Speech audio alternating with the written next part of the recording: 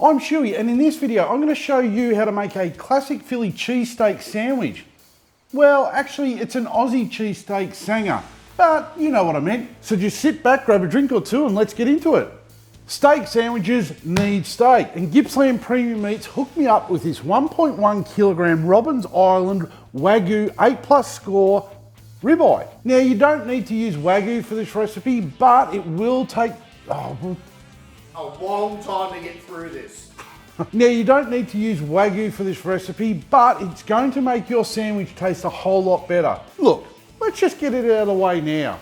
Go and like this video.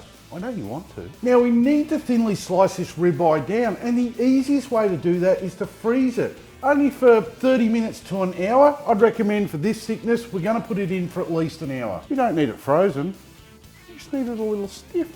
That's what she said. I can't use that. We need some onion for this recipe. This is an onion. So just chop the end off, cut it in half, and peel off the brown outer layer. So slice it one way and slice it the other way. And then proceed to dice it all up. A little tip, if you cry when cutting up onions, get someone else to do it. Well, the steak is nice and chilled now, so all we have to do is remove the bone first.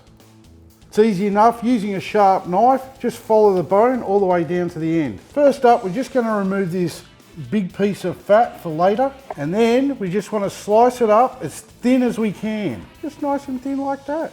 Once all sliced up, give yourself a pat on the back. You're doing great. Just make sure you don't have the knife still in your hand when you give yourself a pat on the back. Today, we need a flat top grill. Doesn't matter whether it's charcoal, cast iron, or a flat top gasser, as long as it is flat. And today I'm using my FT400 Weber flat top grill. We just need to turn on the liquid charcoal and let the grill warm up for 10 minutes. Look, we all know I don't live in Philly, so any bread I brought from there and got shipped over here would be stale by the time I got it. So I went to my local Coles supermarket and grabbed a couple of these Super Sub white rolls and just slice these in half, making sure not to cut all the way through. So on the flat grill we just need to put some butter, and remember that fat we cut off? Throw that on there as well. Now time to get our diced onion on, and we're going to cook these until they're nice and caramelised. And that means that they've softened, and due to the natural sugars in the onion, they're going to change colour. Just give them a bit of a stir around. They look perfect, so let's get them off the heat. It's now time to cook our steak, but it's time to throw on some more butter first. Butter makes everything better. Now just get the steak on. Make sure not to overcrowd the grill. If you have to, cook the steak in batches, and don't forget to lightly season it with some salt and a bit of pepper. And once you've flipped it, just start breaking each piece up into smaller pieces. I tend to put them on the grill as bigger pieces. It just makes them easier for that initial flip. The first batch of steak looks perfect, so we can get it off the grill.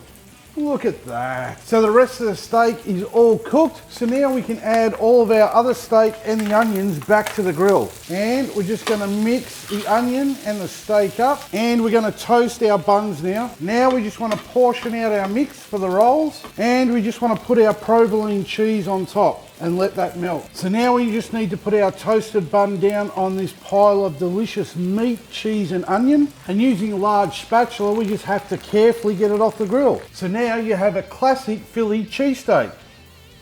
This would be a great time to subscribe to the channel. And while you're there, hit that bell button. That bell button is going to allow you to be notified every time I make great food. Today, I'm cooking with a high direct heat, and these Philly cheesesteaks are only going to take about 15 minutes to cook. Or for those of you using my beer timer, you're looking at a 1 beer cook. Look, this is a pretty epic cook, so why not? Give yourself another drink. It's that easy and one of the tastiest meals you can cook up. And once you shove one of these in your face hole, you're going to want them more and more. These are that good, they should be illegal. As always, cheers for watching.